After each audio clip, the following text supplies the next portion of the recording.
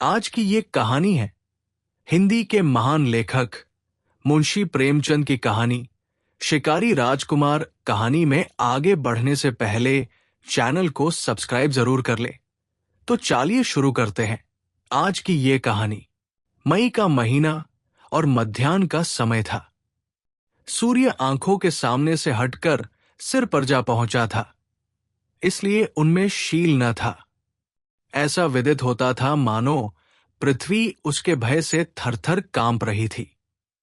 ठीक ऐसे ही समय एक मनुष्य एक हिरन के पीछे उदात्त भाव से घोड़ा फेंके चला आता था।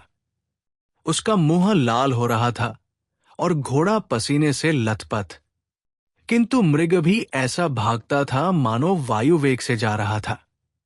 ऐसा प्रतीत होता था कि उसके पद स्पर्श नहीं करते। इसी दौड़ की जीत हार पर उसका जीवन निर्भर था। पछुआ हवा बड़े जोर से चल रही थी। ऐसा जान पड़ता था मानो अग्नि और धूल की वर्षा हो रही हो। घोड़े के नेत्र रक्तवर्ण हो रहे थे और अश्वारोही के सारे शरीर का रुधिर उबल सा रहा था। किंतु मृग का भागना उसे इस बात का अवसर न देता था कि वो अपनी बंदूक को संभाले। कितने ही ऊख के खेत, ढाक के वन और पहाड़ सामने पड़े और तुरंत ही सपने की संपत्ति की भांति अदृश्य हो गए। क्रमशः मृग पीछे की ओर मुड़ा। सामने एक नदी का बड़ा ही ऊंचा कगार दीवार की भांति खड़ा था। आगे भागने की राह बंद थी और उस पर से कूदना मानो मृत्यु के मुख में कूदना था। हिरन का शरीर शिथिल पड़ गया। उसने एक करुणा भरी दृष्टि चारों ओर फेरी, किंतु उसे हर तरफ मृत्यु दृष्टिगोचर होती थी। अश्वारोही के लिए इतना समय बहुत था। उसकी बंदूक से गोली क्या छूटी मानो मृत्यु ने एक महाभयंकर जयध्वनि के साथ अग्नि की एक प्रचंड ज्वाला उगल दी। हिरन भूमि पर लौट गया। मृग पृथ्वी पर पड़ा तड़प रहा था और अश्वारोही की भयंकर और हिंसा प्रिय आंखों से प्रसन्नता की ज्योति निकल रही थी। ऐसा जान पड़ता था कि उसने असाध्य साधन कर लिया। उसने उस पशु के शव को नापने के बाद उसके सींगों को बड़े ध्यान से देखा और मन ही मन प्रसन्न हो रहा था कि इससे कमरे की सजावट दूनी हो जाएगी और नेत्र सर्वदा उस सजावट का आनंद सुख से भोगेंगे। जब तक वो इस ध्यान में मग्न था, उसको सूर्य की प्रचंड किरणों का लेशमात्र भी ध्यान न था। किंतु ज्यों ही उसका ध्यान उधर से फिरा, वो उष्णता से विह्वल हो उठा और करुणापूर्ण आंखें नदी की ओर डाली। लेकिन वहां तक पहुंचने का कोई भी मार्ग न दिख पड़ा और न कोई वृक्ष दिख पड़ा जिसकी छां में जरा विश्राम करता। इसी चिंतित अवस्था में एक अति दीर्घकाल पुरुष नीचे से उछलकर कंगूरे के ऊपर आया और अश्वारोही के सम्मुख खड़ा हो गया। अश्वारोही उसको देखकर बहुत अचंभित हुआ। नवागंतुक एक बहुत ही सुंदर और हृष्टपुष्ट मनुष्य था। मुख से भाव उसके हृदय की स्वच्छता और चरित्र की निर्मलता का पता देते थे। वो बहुत ही दृढ़ प्रतिज्ञ, आशा निराशा तथा भय से बिल्कुल बेपरवाह सा जान पड़ता था।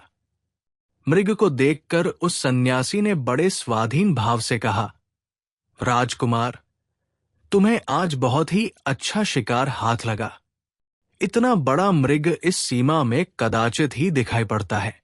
राजकुमार के अचंभे की सीमा न रही। उसने देखा कि साधु उसे पहचानता है। राजकुमार बोला, जी हां, मैं भी यही ख्याल करता हूं। मैंने भी आज तक इतना बड़ा हिरन नहीं देखा, लेकिन इसके पीछे आज बहुत हैरान होना पड़ा।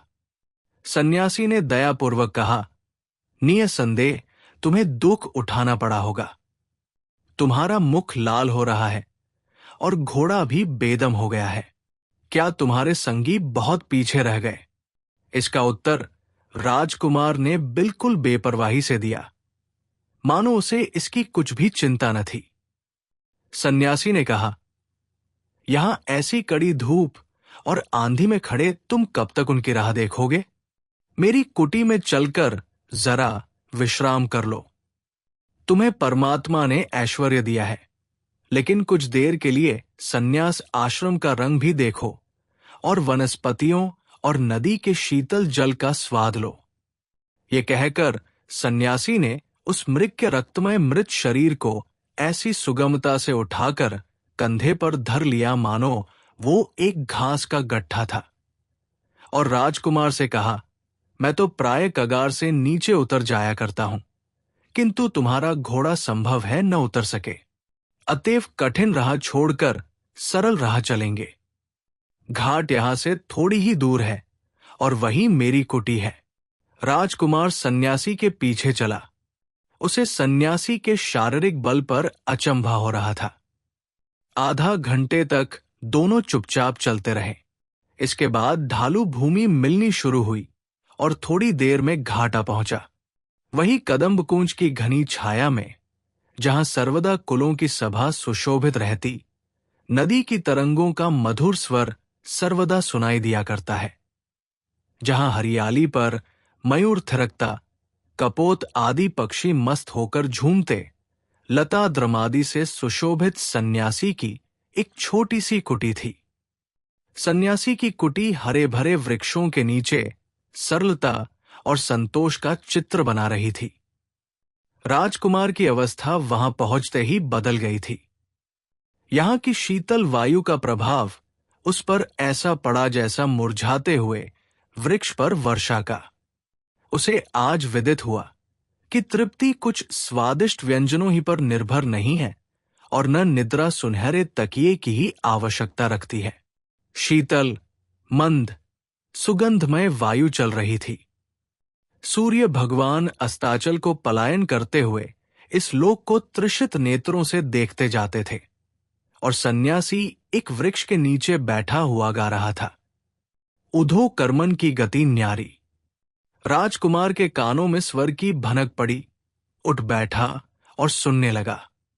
उसने बड़े बड़े कलावंतों के गाने सुने थे, किंतु आज जैसा आनंद उसे कभी प्राप्त नहीं हुआ था।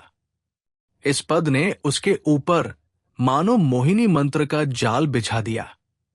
वो बिल्कुल बेसुध हो गया। सन्यासी की धुन में कोयल की कूक सरीखी मधुरता थी। सम्मुख नदी का जल गुलाबी चादर की भांति प्रतीत होता था। कुलद्वय की रेत चंदन की चौकी सी दिखती थी। राजकुमार को ये दृश्य स्वर्गीय सा जान पड़ने लगा। उस पर तैरने वाले जल जंतु ज्योतिर्मय आत्मा के सदृश दिख पड़ते थे, जो गाने का आनंद उठाकर मत से हो गए थे। जब गाना समाप्त हो गया, राजकुमार जाकर सन्यासी के सामने बैठ गया और भक्तिपूर्वक बोला, महात्मन, आपका प्रेम और वैराग्य संग्रहणीय है। मेरे हृदय पर इसका जो प्रभाव पड़ा है वो चिरस्थायी रहेगा। यद्यपि सम्मुख प्रशंसा करना सर्वथा अनुचित है, किंतु इतना मैं अवश्य कहूंगा कि आपके प्रेम की गंभीरता सराहनीय है। यदि मैं गृहस्थी के बंधन में न पड़ा होता तो आपके चरणों से पृथक होने का ध्यान स्वप्न में भी न करता। इसी अनुरागावस्था में राजकुमार कितनी ही ऐसी बातें कह गया जो कि स्पष्ट रूप से उसके आंतरिक भावों का विरोध करती थी। सन्यासी मुस्कुराकर बोला, तुम्हारी बातों से मैं बहुत प्रसन्न हूं और मेरी उत्कट इच्छा है कि तुमको कुछ कराऊं, किंतु यदि मैं जाने भी दूं तो इस सूर्यास्त के समय तुम जा नहीं सकते। तुम्हारा रीवा पहुंचना दुष्कर हो जाएगा। तुम जैसे आखेट प्रिय हो वैसा मैं भी हूं। हम दोनों को अपने अपने गुण दिखाने का अच्छा अवसर प्राप्त हुआ है। कदाचित तुम भय से न रुकते, किंतु शिकार के लालच से अवश्य रहोगे। राजकुमार को तुरंत ही मालूम हो गया कि जो बातें उन्होंने अभी अभी सन्यासी से कही थी वे बिल्कुल ऊपरी और दिखावे की थी और हार्दिक भाव उनसे प्रकट नहीं हुए थे। आजन्म सन्यासी के समीप रहना तो दूर, वहां एक रात बिताना उसको कठिन जान पड़ने लगा। घरवाले उद्विग्न हो जाएंगे और मालूम नहीं क्या सोचेंगे। साथियों की जान संकट में होगी। घोड़ा बेदम हो रहा है, उस पर 40 मील जाना बहुत ही कठिन और बड़े साहस का काम है। लेकिन ये महात्मा शिकार खेलते हैं। ये बड़ी अजीब बात है। कदाचित ये वेदांती है, ऐसे वेदांती जो जीवन और मृत्यु को मनुष्य के हाथ नहीं मानते। इनके साथ शिकार में बड़ा आनंद आएगा। ये सब सोच विचार कर उन्होंने सन्यासी का आतिथ्य स्वीकार किया, उन्हें धन्यवाद दिया और अपने भाग्य की प्रशंसा की, जिसने उन्हें कुछ काल तक और साधु संग से लाभ उठाने का अवसर दिया। रात 10 बजे का समय था। घना अंधियारा छाया हुआ था। सन्यासी ने कहा, अब हमारे चलने का समय हो गया है। राजकुमार पहले ही से प्रस्तुत था। बंदूक कंधे पर रखकर बोला, इस अंधकार में शूकर अधिकतर मिलेंगे, किंतु ये पशु बड़े भयानक है। सन्यासी ने एक सोटा हाथ में लिया और कहा, कदाचित इससे भी अच्छे शिकार हाथ आवे। मैं जब अकेला जाता हूं कभी खाली नहीं लौटता। आज तो हम दो हैं। दोनों शिकारी नदी के तट के पर नालों और रेतों के टीलों को पार करते और झाड़ियों से अटकते चुपचाप चले जा रहे थे। एक ओर श्यामवर्ण नदी थी, जिसमें नक्षत्रों का प्रतिबिंब नाचता दिखाई देता था और लहरें गान कर रही थी। दूसरी ओर घनघोर अंधकार, जिसमें कभी कभी केवल खद्योतों के चमकने से एक क्षण स्थायी प्रकाश फैल जाता था। मालूम होता था कि वे भी अंधेरे में निकलने से डरते हैं। ऐसी अवस्था में कोई 1 घंटा चलने के बाद वो ऐसे स्थान पर पहुंचे जहां एक ऊंचे टीले पर घने वृक्षों के नीचे आग जलती दिखाई पड़ी। उस समय इन लोगों को मालूम हुआ कि संसार में इनके अतिरिक्त और भी कई वस्तुएं हैं। सन्यासी ने ठहरने का संकेत किया। दोनों एक पेड़ की ओट में खड़े होकर ध्यानपूर्वक देखने लगे। राजकुमार ने बंदूक भर ली। टीले पर एक बड़ा छायादार वटवृक्ष था। उसी के नीचे अंधकार में 10-12 मनुष्य अस्त्र शस्त्रों से सुसज्जित मिर्जई पहने चरस का दम लगा रहे थे। इनमें से सभी प्राय लंबे थे, सभी के सीने चौड़े और सभी हृष्टपुष्ट। मालूम होता था कि सैनिकों का एक दल विश्राम कर रहा है। राजकुमार ने पूछ, ये लोग शिकारी है? सन्यासी ने धीरे से कहा, बड़े शिकारी है। ये राह चलते यात्रियों का शिकार करते हैं। ये बड़े भयानक हिंसक पशु है। इनके अत्याचार से गांव के गांव बर्बाद हो गए और जितनों को इन्होंने मारा है उनका हिसाब परमात्मा ही जानता है। यदि आपको शिकार करना हो तो इनका शिकार कीजिए। ऐसा शिकार आप बहुत प्रयत्न करने पर भी नहीं पा सकते। यही पशु है जिन पर आपका शस्त्रों का प्रहार करना उचित है। राजाओं और अधिकारियों के शिकार यही है। इससे आपका नाम और यश फैलेगा। राजकुमार के जी में आया कि 2-1 को मार डाले, किंतु सन्यासी ने रोका और कहा, इन्हें छेड़ना ठीक नहीं। अगर ये कुछ उपद्रव न करें तो भी बचकर निकल जाएंगे। आगे चलो, संभव है कि इससे भी अच्छे शिकार हाथ आवे। तिथि सप्तमी थी। चंद्रमा भी उदय हो आया। इन लोगों ने नदी का किनारा छोड़ दिया था। जंगल भी पीछे रह गया था। सामने एक कच्ची सड़क दिखाई पड़ी और थोड़ी देर में कुछ बस्ती भी दिख पड़ने लगी। सन्यासी एक विशाल प्रसाद के सामने आकर रुक गए और राजकुमार से बोले, आओ, इस मौलश्री के वृक्ष पर बैठें, परंतु देखो, बोलना मत, नहीं तो दोनों की जान के लाले पड़ जाएंगे। इसमें एक बड़ा भयानक हिंसक जीव बहता है, जिसने अनगिनत जीवधारियों का वध किया है। कदाचित हम लोग आज इसको संसार से मुक्त कर दें। राजकुमार बहुत प्रसन्न हुआ। सोचने लगा, चलो, रात भर की दौड़ तो सफल हुई। दोनों मौलश्री पर चढ़कर बैठ गए। राजकुमार ने अपनी बंदूक संभाल ली और शिकार की, जिसे वो तेंदुआ समझे हुए था, बाट देखने लगा। रात आधी से अधिक व्यतीत हो चुकी थी। यकायक महल के समीप कुछ हलचल मालूम हुई और बैठक के द्वार खुल गए। मोमबत्ती के जलाने से सारा हाता प्रकाशमय हो गया। कमरे के हर कोने में सुख की सामग्री दिखाई दे रही थी। बीच में एक हृष्टपुष्ट मनुष्य गले में एक रेशमी चादर डाले, माथे पर केसर का अर्थ लंबाकार तिलक लगाए, मसंद के सहारे बैठा सुनहरी मोहनाल से लच्छेदार धुना फेंक रहा था। इतने ही में उन्होंने देखा कि नर्तकियों के दल चले आ रहे हैं। उनके हाव भाव व कटाक्ष के शर चलने लगे।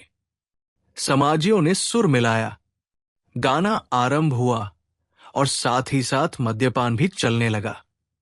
राजकुमार ने अचंभित होकर पूछा, ये तो कोई बड़ा रईस जान पड़ता है। सन्यासी ने उत्तर दिया, नहीं, ये रईस नहीं है, एक बड़े मंदिर के महंत है, साधु है, संसार का त्याग कर चुके हैं, सांसारिक वस्तुओं की ओर आंख नहीं उठाते, पूर्ण ब्रह्म ज्ञान की बातें करते हैं। ये सब सामान इनकी आत्मा की प्रसन्नता के लिए है। इंद्रियों को वश में किए हुए इन्हें बहुत दिन हुए। सहस्रों सीधे सादे मनुष्य इन पर विश्वास करते हैं, इनके अपना देवता समझते हैं। यदि आप शिकार करना चाहते हैं तो इनका कीजिए। यही राजाओं और अधिकारियों के शिकार है। ऐसे रंगे हुए सियारों से संसार को मुक्त करना आपका परम धर्म है। इससे आपकी प्रजा का हित होगा तथा आपका नाम और यश फैलेगा। दोनों शिकारी नीचे उतरे। सन्यासी ने कहा, अब रात अधिक बीत चुकी है, तुम बहुत थक गए होगे, किंतु राजकुमारों के साथ आखेट करने का अवसर मुझे बहुत कम प्राप्त होता है। अतएव एक शिकार का पता और लगाकर तब लौटेंगे। राजकुमार को इन शिकारों में सच्चे उपदेश का सुख प्राप्त हो रहा था। बोला, स्वामी जी, थकने का नाम न लीजिए। यदि मैं वर्षों आपकी सेवा में रहता तो और न जाने कितने ऐसे आखेट करना सीख जाता। दोनों फिर आगे बढ़े। अब रास्ता स्वच्छ और चौड़ा था। हां, सड़क कदाचित कच्ची ही थी। सड़क के दोनों और वृक्षों की पंक्तियां थी। किसी किसी आम के वृक्ष के नीचे रखवाले सो रहे थे। घंटे भर बाद दोनों शिकारियों ने एक ऐसी बस्ती में प्रवेश किया जहां की सड़कों, लालटेनों और अट्टालिकाओं से मालूम होता था कि कोई बड़ा नगर है। सन्यासी जी एक विशाल भवन के सामने एक वृक्ष के नीचे ठहर गए और राजकुमार से बोले, ये सरकारी कचहरी है। यहां राज्य का एक बड़ा कर्मचारी रहता है, उसे सूबेदार कहते हैं। इसकी कचहरी दिन को भी लगती है और रात को भी। यहां न्याय सुवर्ण और रत्नादिकों के मोल बिकता है। यहां की न्यायप्रियता द्रव्य पर निर्भर है। धनवान दरिद्रों को पैरों तले कुचलते हैं और उनकी गुहार कोई भी नहीं सुनता। यही बातें हो रही थी कि यकायक कोठे पर दो आदमी दिखलाई पड़े। दोनों शिकारी वृक्ष की ओट में छिप गए। सन्यासी ने कहा, शायद सूबेदार साहब कोई मामला तय कर रहे हैं। ऊपर से आवाज आई, तुमने एक विधवा स्त्री की जायदाद ले ली है। मैं इसे भली भांति जानता हूं। यह कोई छोटा मामला नहीं है। इसमें 1 सहस्र से कम पर मैं बातचीत करना नहीं चाहता। राजकुमार में इससे अधिक सुनने की शक्ति न रही। क्रोध के मारे नेत्र लाल हो गए। यही जी चाहता था कि इस निर्दयी का अभी वध कर दूं, किंतु सन्यासी ने रोका। बोले, आज इस शिकार का समय नहीं है। यदि आप ढूंढें तो ऐसे शिकार बहुत मिलेंगे। मैंने इनके कुछ ठिकाने बतला दिए हैं। अब प्रातः काल होने में अधिक विलंब नहीं है। कुटी अभी यहां से 10 मील होगी। आइए, शीघ्र चलें। दोनों शिकारी 3 बजते बजते फिर कुटी में लौट आए। उस समय बड़ी सुहावनी रात थी। शीतल समीर ने हिला हिलाकर वृक्षों और पत्तों की निद्रा भंग करना आरंभ कर दिया था। आधा घंटे में राजकुमार तैयार हो गए। सन्यासी को अपना विश्वास और कृतज्ञता प्रकट करते हुए उनके चरणों पर अपना मस्तक नवाया और घोड़े पर सवार हो गए। सन्यासी ने उनकी पीठ पर कृपा पूर्वक हाथ फेरा, आशीर्वाद देकर बोले, राजकुमार, तुमसे भेंट होने से मेरा चित्त बहुत प्रसन्न हुआ। परमात्मा ने तुम्हें अपनी सृष्टि पर राज करने हेतु जन्म दिया है। तुम्हारा धर्म है कि सदा प्रजा पालक बनो। तुम्हें पशुओं का वध करना उचित नहीं। इन दीन पशुओं के वध करने में कोई बहादुरी नहीं, कोई साहस नहीं। सच्चा साहस और सच्ची बहादुरी दीनों की रक्षा और उनकी सहायता करने में है। विश्वास मानो, जो मनुष्य केवल चित्त विनोदार्थ जीव हिंसा करता है, वो निर्दयी घातक से भी कठोर हृदय है। वो घातक के लिए जीविका है, किंतु शिकारी के लिए केवल दिल बहलाने का एक सामान। तुम्हारे लिए ऐसे शिकारों की आवश्यकता है जिससे तुम्हारी प्रजा को सुख पहुंचे। निःशब्द पशुओं का वध न करके तुमको उन हिंसकों के पीछे दौड़ना चाहिए जो धोखाधड़ी से दूसरों का वध कर रहे हैं। ऐसे आखेट करो जिससे तुम्हारी आत्मा को शांति मिले, तुम्हारी कीर्ति संसार में फैले। तुम्हारा काम वध करना नहीं, जीवित रखना है। यदि वध करो तो केवल जीवित रखने के लिए। यही तुम्हारा धर्म है। जाओ, परमात्मा तुम्हारा कल्याण करे।